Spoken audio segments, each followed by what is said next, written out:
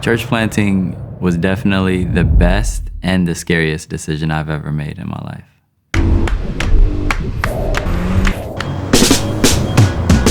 Man, this church, the best way I describe this church is that we're really about our community. That community not just being who's in the building, who we see every Sunday, but who's in the community around us. I think a good example of that is we meet at an elementary school, 54th Street Elementary, and I also work here as well. Just last week, we had the chance to come and do a nutrition workshop with some of the parents from here. One of our members of the church came. I think that's just an example of people using their gifts and their skills to bless the community.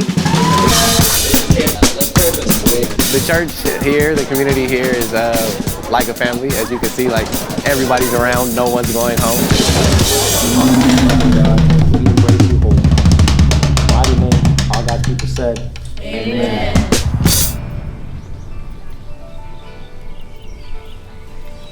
When we were in Dallas, thinking about leaving Dallas to LA to start the church, we wrote down a pros and cons list. I grew up very logically, and my wife grew up very faith-filled.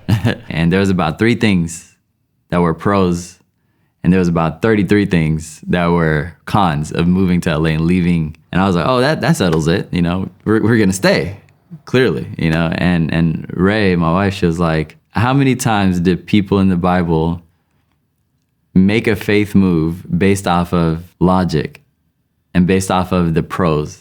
Or based off of the cons. And I was like, so yeah, you're right.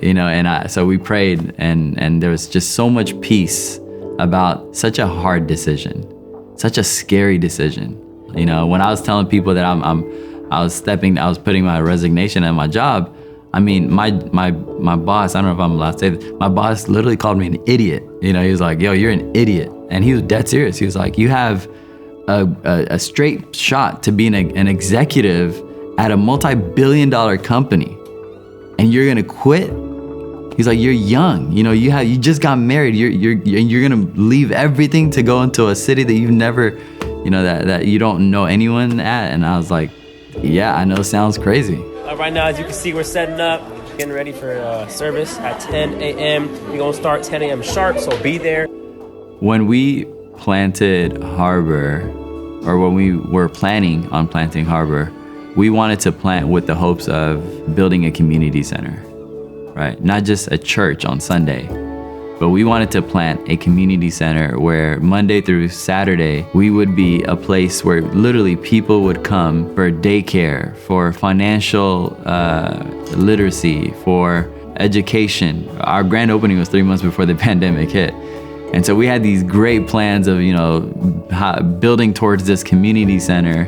And when the pandemic hit, everything kind of shut down. So we met as a team and we said, man, what are ways that we could still be home healing and hope, even if we're locked in? And one of the ways we did that is by using the rent money that we had budgeted for the rest of the year at the school. Since LAUSD terminated our agreement, we use that rent money every month to be able to provide and meet needs of our community, people from our church, people from our community, even small businesses.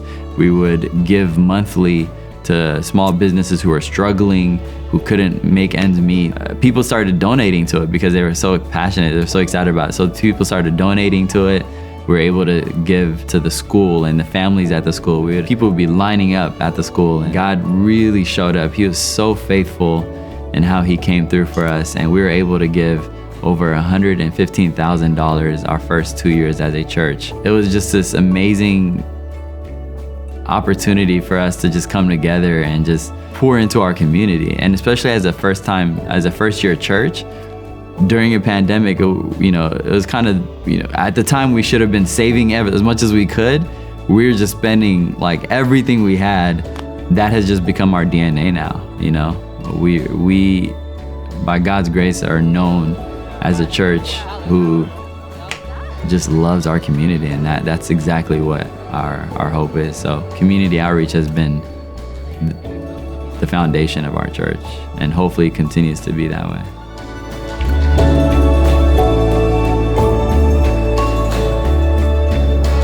If I stayed in Dallas, I would have missed out on witnessing some amazing ways that God provided for me, for my family, and for our harbor and our communities.